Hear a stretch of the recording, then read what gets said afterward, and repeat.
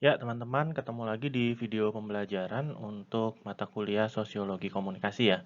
Kali ini tema yang akan kita bahas adalah basis sosial dan paradigma teori komunikasi. Ini diambil dari buku ya, materi di buku Sosiologi Komunikasi yang Burhan Bungin yang biasa kita gunakan. Itu ada di halaman 240 sampai sekitar 250-an. Yang kita pelajari sebetulnya lebih kepada melihat komunikasi sebagai sebuah ilmu pengetahuan ya. Jadi ini agak-agak nanti mungkin teman-teman udah pernah mempelajari sebelumnya ya, ada beberapa materi yang ya teman-teman udah pernah belajar di mata kuliah pengantar ilmu komunikasi ataupun di mata kuliah teori komunikasi. Jadi akan saya review lagi ya, bagaimana sebetulnya komunikasi sebagai sebuah ilmu pengetahuan jika dilihat dari berbagai sudut pandang. Kemudian ya teori-teori yang ada juga seperti apa. Tapi ini gambaran umumnya aja. Oke, kita langsung saja ya. Yang pertama saya akan jelaskan dulu kaitan dengan antara ilmu sosial dan komunikasi. Karena seperti kita ketahui, ilmu sosial itu adalah induk dari ilmu komunikasi ya teman-teman ya. Artinya ya komunikasi itu termasuk di dalam rumpun ilmu sosial. Secara umum, ilmu pengetahuan dibagi menjadi dua memang ya, ilmu pengetahuan alam dan ilmu sosial. Nah, komunikasi masuk ke bagian ilmu sosial karena apa? Karena yang dipelajari adalah manusia ya. Bagaimana manusia berinteraksi, berkomunikasi dalam lingkup-lingkup atau konteks-konteks tertentu. Baik antar individu ataupun di dalam kelompoknya, di dalam masyarakatnya. Bagaimana juga nanti komunikasi-komunikasi yang terjadi dalam konteks komunikasi massa misalnya. Jadi ilmu sosial ini adalah induk dari ilmu komunikasi. Nah, dari ilmu sosial baru masuk ke ilmu komunikasi. Tapi sebelum masuk ke ilmu komunikasi, di buku dijelaskan kalau ilmu sosial ini terbagi ke dalam dua perspektif ya, atau dua sudut pandang. Yang pertama itu yang struktural fungsional, dan yang kedua itu yang konflik kritis. Maksudnya apa? Kalau yang struktural fungsional, ilmu-ilmu sosial yang melihat ya, melihat fenomena sosial, fenomena kehidupan sosial manusia itu ya secara alamiah ya memang seperti itu gitu. Artinya segala individu atau struktur-struktur yang ada di lingkup sosial itu berfungsi sebagaimana mereka pada dunia sosial. Makanya disebut struktural fungsional. Beberapa tokoh yang menjelaskan perspektif ini adalah Auguste Comte, Talcott Parson, dan Robert Merton. Jadi intinya adalah ya kehidupan kita nih sehari-hari ya itu alamiah aja memang memang harus seperti itu gitu. Nah, berbeda dengan yang konflik kritis ini. Konflik kritis ini berapa tokohnya antara lain Karl Marx, kemudian Jürgen Habermas dan juga beberapa pemikir dari mazhab Frankfurt melihat bahwa keadaan-keadaan sosial ini sebetulnya nggak alamiah, tetapi ada dominasi, ada ketimpangan, ada sesuatu yang dimanipulasi gitu. Jadi tugas penelitilah yang harus membongkar itu semua gitu. Maksudnya gini, kita ini hidup seperti ini sekarang bukan karena memang harus seperti ini, tapi menurut orang-orang konflik kritis adalah karena ini semua ada yang mengatur sehingga kita hidup seperti ini. Padahal kita mungkin bisa aja tidak seperti ini hidupnya gitu. Misalnya budaya harus nonton ke bioskop, belanja ke mall, itu kan hanya bentukan konstruksi sosial aja gitu. Dan di atas itu semua ada yang membentuknya. Misalnya kekuatan-kekuatan kapitalisme supaya kita terus belanja ya, atau budaya-budaya patriarki yang menempatkan laki-laki di atas perempuan misalnya perannya ya, tapi peran laki-laki di atas perempuan.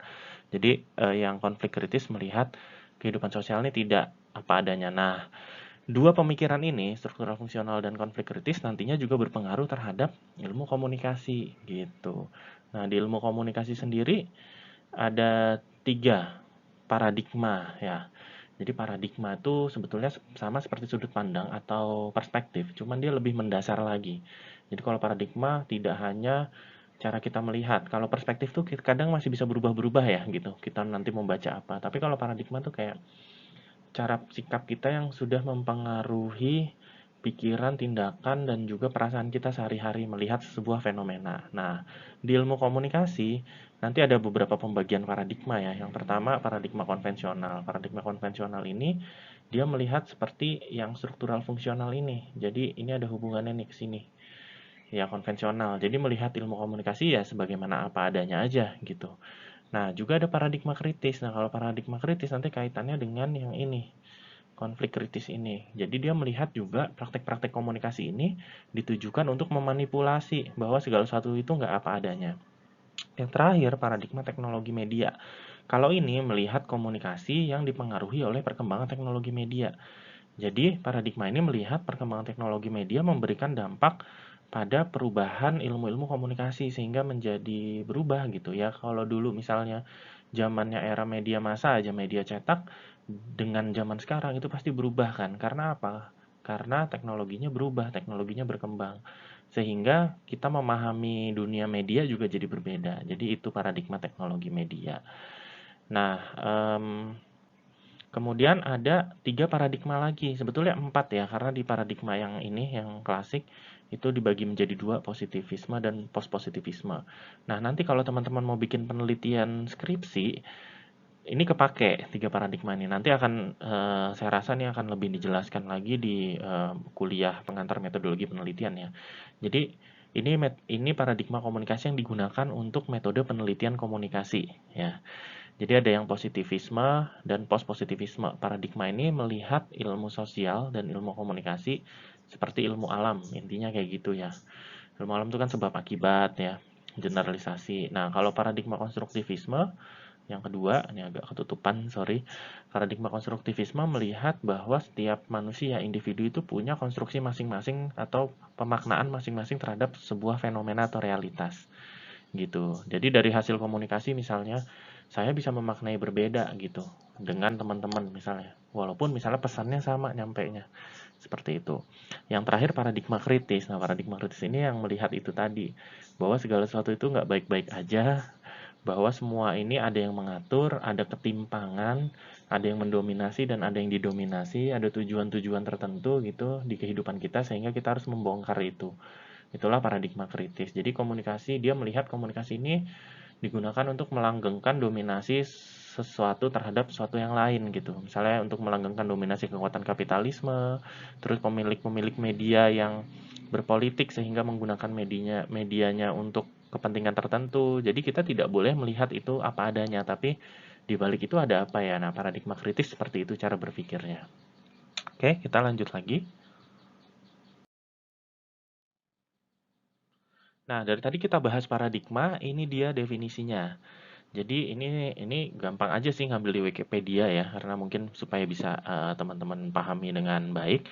Di buku juga banyak definisinya, tapi sederhananya adalah paradigma itu adalah cara pandang individu terhadap diri dan lingkungannya yang akan mempengaruhi berpikirnya dia, bersikap dan bertingkah laku ya. Itu tadi. Jadi cara pandang yang bisa mempengaruhi kita melihat sesuatu gitu. Tapi ini konteksnya adalah ilmu pengetahuan. Jadi bagaimana cara pandang kita melihat komunikasi. Ada orang yang cara pandangnya kritis, ada. Ada juga orang yang enggak, ya udah apa adanya ya memang harus seperti itu komunikasi. Misalnya dia ngelihat itu baik-baik aja. Ada juga yang karena misalnya nilai-nilai budaya, pemahaman dia atau pendidikan, dia jadi punya pemaknaan tersendiri yang berbeda juga gitu. Jadi cara melihatnya ya. Jadi ilmu komunikasi itu seperti apa sih gitu. Ilmu komunikasi itu luas, tapi paradigma itu membantu apa ya? Supaya individu bisa melihat dari cara pandang mana. Satu fenomena itu bisa kita lihat dari 3 paradigma, bisa gitu. Contohnya tadi fenomena pemberitaan media yang misalnya memberitakan kepentingan pemilik medianya. Kalau kita pakai paradigma yang positivis tadi, kita akan melihat itu biasa aja, ya nggak apa-apa gitu. Toh mereka tetap misalnya menjalankan fungsi fungsi mereka sebagai media massa misalnya. Tapi kalau orang paradigma kritis ngelihatnya, oh itu tidak bisa.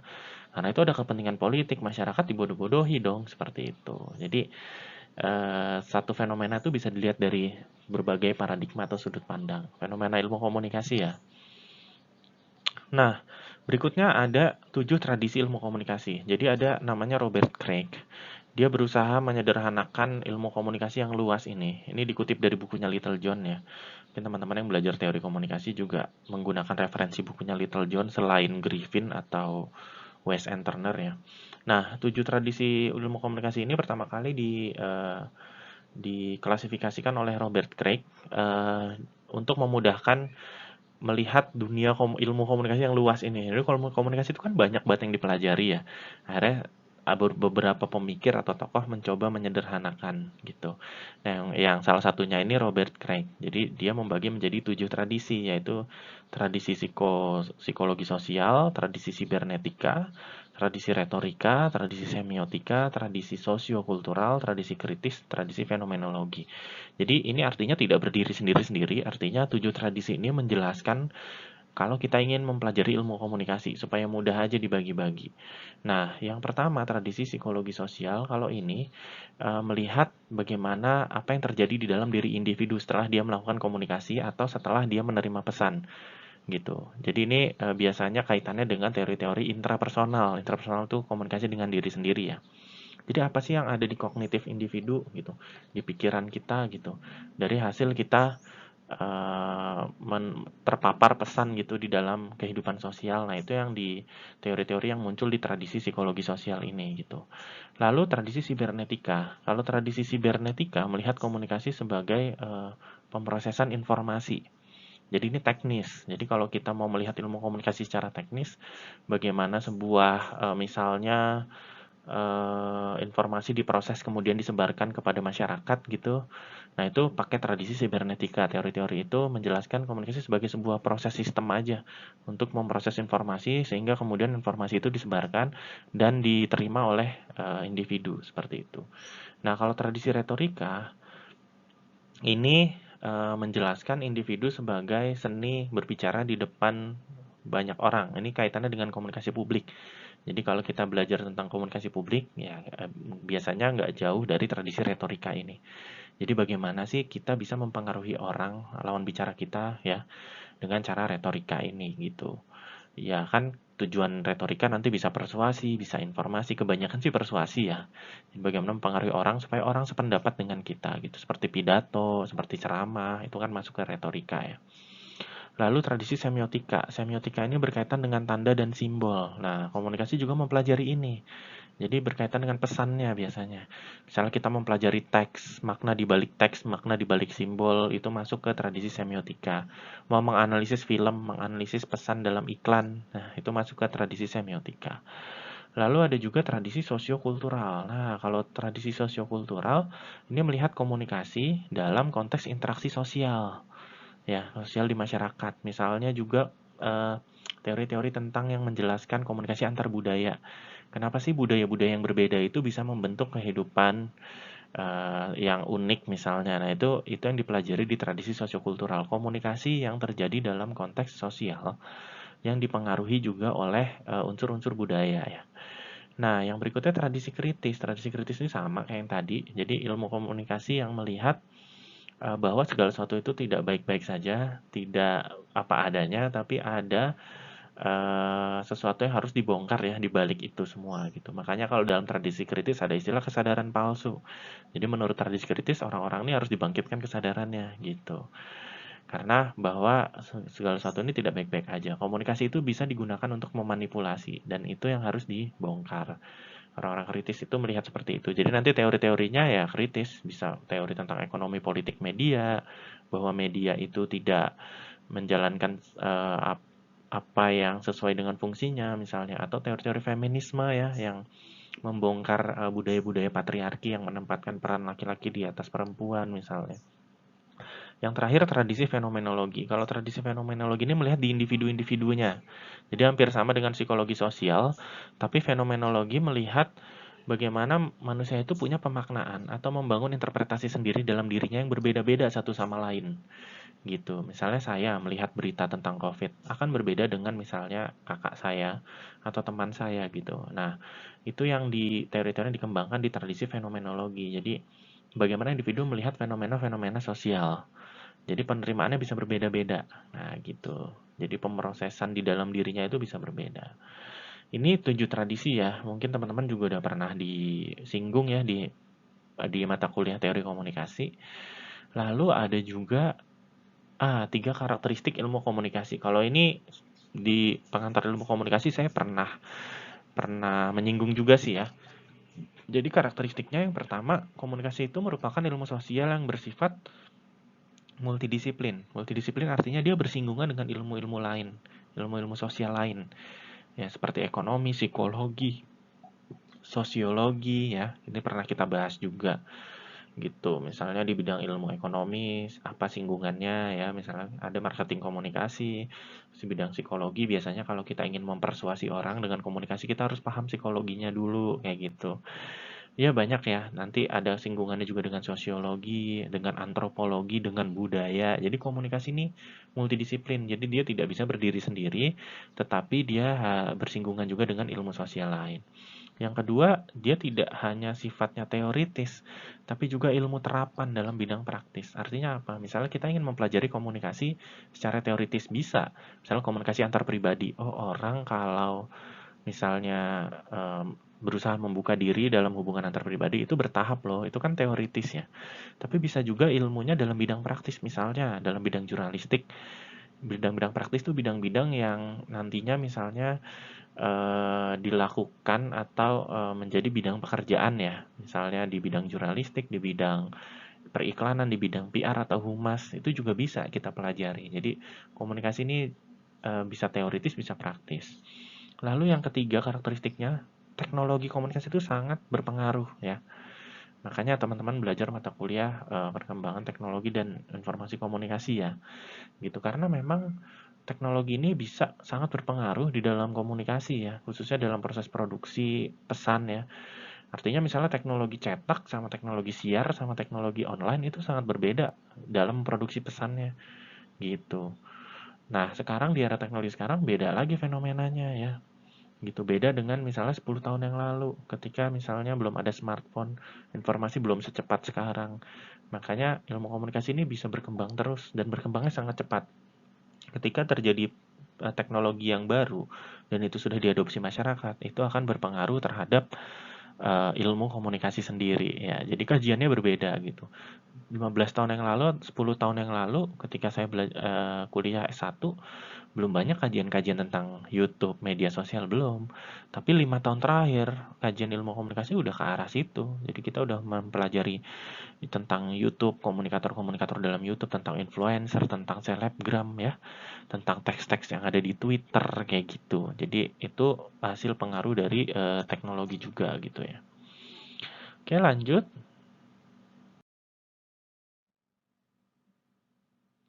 Nah, sekarang akan membahas pendekatan keilmuan dalam komunikasi. Jadi ada pendekatan unscientific. Unscientific ini umumnya pendekatan untuk keilmuan tuh maksudnya di sini bagaimana sih orang ingin tahu tentang komunikasi ya. Nah, kalau kita di kuliah pendekatannya sebenarnya yang scientific yang ini ya. Scientific ya, berdasarkan cara-cara atau metode-metode ilmiah. Kalau yang pendekatan unscientific ini tidak berdasarkan cara-cara atau metode ilmiah. Nah, bedanya di mana? Nah, kalau pendekatan unscientific atau tidak berdasarkan metode ilmiah, biasanya ada 4, yaitu secara kebetulan kita mendapatkan pengetahuannya, terus secara trial dan error. Trial dan error ini coba-coba ya. Terus melalui otoritasi seseorang, jadi kita percaya terhadap seseorang yang kita anggap dia berkompeten atau ahli. Terus juga melalui wahyu. Nah, wahyu ini berkaitan dengan agama ya, atau bukan agama juga sih, spirit atau goib, hal-hal yang spiritual gitu. Jadi kadang kita mendapat kebenaran melalui wahyu dan kita anggap itu benar gitu bagi yang mempercayainya kayak gitu. Nah, tapi 4 pendekatan ini sebetulnya disebut tidak ilmiah atau unscientific karena tidak melalui proses-proses yang memang kita menemukannya secara apa ya? Ada metode-metodenya gitu ya. Metode ini disebut juga metode non ilmiah. Jadi ada juga ilmu-ilmu yang kita mendapatkannya secara kebetulan ya, tapi kita tidak melalui proses-proses itu gitu. Proses-proses yang ilmiah. Terus cara trial dan error, coba-coba ternyata oh kita jadi dapat. Terus melalui otoritasi seseorang, misalnya kita pengen tahu kebenaran, terus kita hanya percaya aja sama dosen kita misalnya atau dokter atau siapa yang kita anggap oh iya kalau kita ngikutin dia udah pasti bener deh gitu. Nah, itu yang melalui otoritasi seseorang. Yang terakhir melalui wahyu. Nah, ini nggak semua orang bisa mendapatkan wahyu ya. Biasanya kalau di agama yang mendapatkan wahyu itu bisa dianggap sebagai seorang nabi ya. Tapi mungkin wahyu di sini juga bisa dikategorikan sebagai misalnya dapat petunjuk dari mimpi atau apa. Tapi ya itu tadi, pendekatannya jadi tidak ilmiah gitu dan masih bisa diperdebatkan. Kelemahannya pendekatan tidak ilmiah ketika diperdebatkan, diuji, dia bisa lemah sebetulnya gitu karena tidak melalui tahapan-tahapan yang pasti. Sedangkan yang pendekatan saintifik dia melalui dua cara. Yang pertama berpikir kritis rasional. Jadi cara berpikirnya dibentuk dulu gitu. Makanya kalau teman-teman bikin skripsi sebenarnya adalah upaya untuk mendapatkan ilmu dengan pendekatan saintifik. Karena apa? Karena ada tahapan-tahapannya. Jadi menentukan dulu rumusan masalahnya yang akan kita teliti apa. Kira-kira biar fokus dulu. Habis itu ada teori atau konsep yang menjelaskan itu enggak gitu supaya buat pegangan kita. Terus metode mencari datanya gimana? Pakai wawancara kah? Pakai observasi kah? Dan sebagainya. Jadi ada cara berpikir rasionalnya di situ ya dan kritis gitu. Jadi nggak sembarangan aja gitu. Makanya kalau kita mau bikin penelitian atau skripsi ya ada tahapan-tahapannya gitu, nggak bisa langsung gitu. Itu tahapan-tahapan itulah yang disebut sebagai penelitian ilmiah nanti. Ada metode penelitian ilmiah. Di komunikasi nanti ada, teman-teman akan belajar. Secara umum nanti terbagi menjadi dua, yaitu metode kuantitatif dan kualitatif, seperti itu. Jadi pendekatan yang ilmiah itu ya bedanya ya, dia menggunakan cara berpikir yang rasional, kritis rasional tuh tidak berdasarkan wahyu atau tidak berdasarkan coba-coba, enggak. Tapi ya memang berdasarkan logika gitu. Kalau itu masuk ke logika ya ini, kalau enggak gitu. Kalau berdasarkan wahyu kan belum tentu ya. Gitu. Misalnya kita mempercayai pengobatan alternatif ya, sama yang pengobatan medis. Nah, itu kan perbedaan antara orang yang menggunakan rasio, oh mana mungkin pengobatan alternatif cuma digosok-gosok gitu doang bisa sembuh. Ini contoh dalam bidang medis ya. Tapi kalau pakai berpikir rasional, medis, oh dia sakit karena ini, dia harus diobati secara medis karena ini. Jadi ada penjelasannya jelas kayak gitu. Jadi itu bedanya ya teman-teman ya. Kalau kita ingin mendapatkan ilmu pengetahuan termasuk komunikasi, intinya sih dibedakan menjadi dua. Bisa unscientific, bisa juga nggak apa-apa gitu. Cuman ya biasanya lemah untuk mempertahankannya. Bisa juga yang scientific, kalau scientific ini lebih kuat. Dan itu yang dipelajari di kampus-kampus.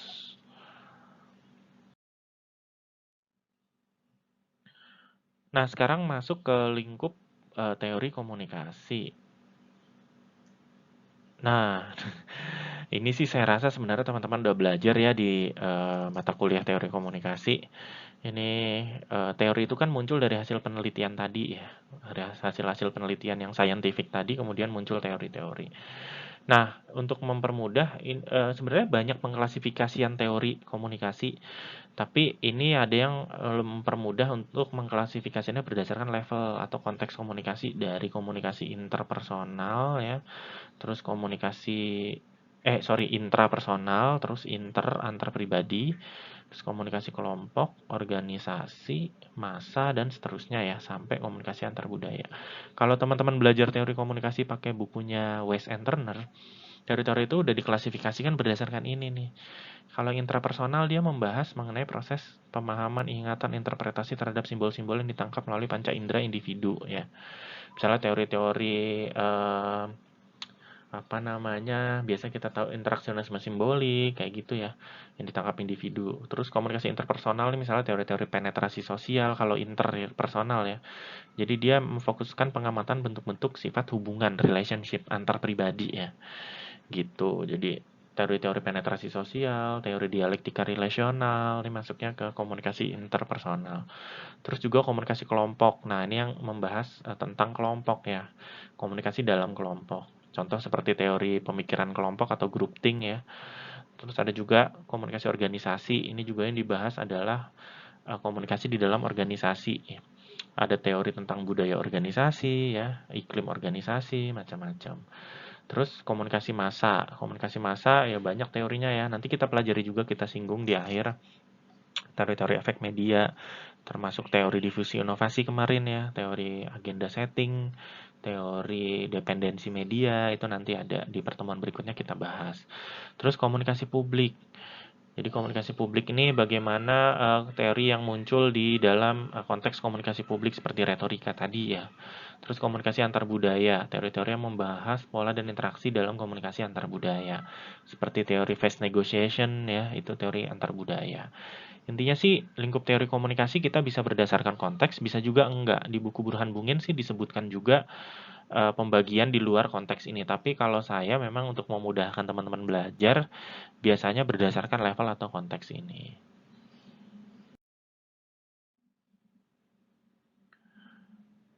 Nah, yang terakhir ada model-model komunikasi ya.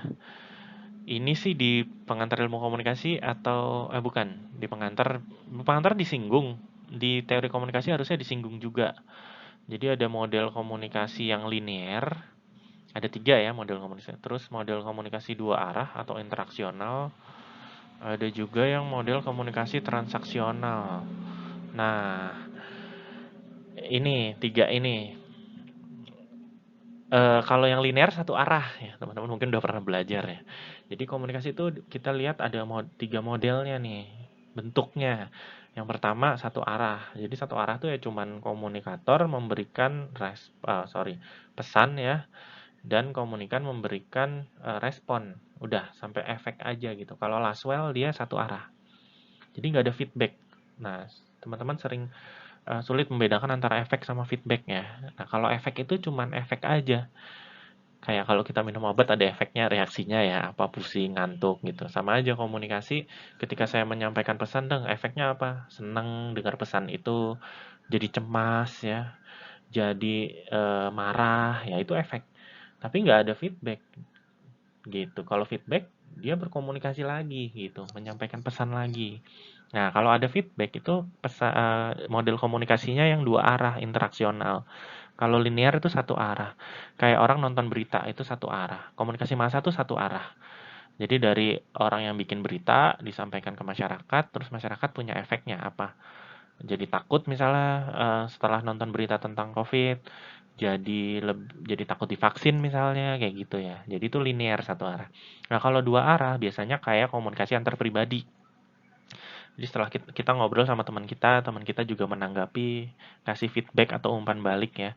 Jadi dia nggak cuman berefek aja tapi juga menanggapi ya, menjawab, menyampaikan pikirannya juga. Nah, kalau interaksional ini dua arah, dia bergantian antara si pengirim pesan sama si penerima pesan. Jadi sender dan receiver tuh bergantian ya. Satu waktu, misal kalau kita lagi ngobrol kan gitu, saya jadi pendengar, jadi penerima. Nanti kalau udah selesai, kalau kayak debat-debat kayak gitu ya. Cuman kebanyakan debat itu maunya jadi sender semua ya, nggak mau mendengarkan ya. Jadi akhirnya kacau ya. Yang satu lagi ngomong main dipotong gitu. Nah, jadi nggak enak komunikasi interaksionalnya.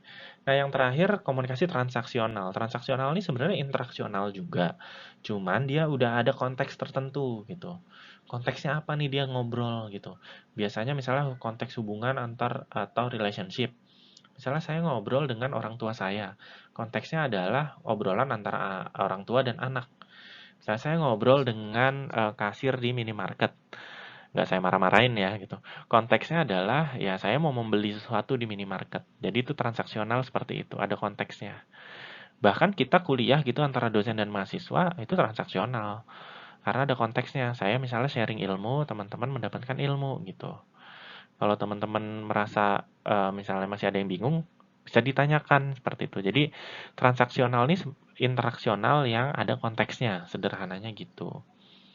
Jadi proses komunikasi ini menekankan semua perilaku komunikatif dan masing-masing pihak yang terlibat memiliki konten pesan yang dibawanya dan saling bertukar dalam sebuah konteks transaksi tertentu. Transaksi di sini bukan berarti transaksi ekonomi ya, enggak gitu. Bisa aja kayak gini misalnya dosen dengan mahasiswa, transaksinya apa ya, sharing ilmu ya, bertukar apa, seperti itu. Pertemanan pun seperti itu misalnya, temannya satu curhat, satu dengerin, itu sebenarnya kan konteksnya pertemanan dan ada yang ditransaksikan, misalnya yang satu pengen curhat, yang satu dengerin aja, kayak gitu. Jadi model komunikasi ini aja.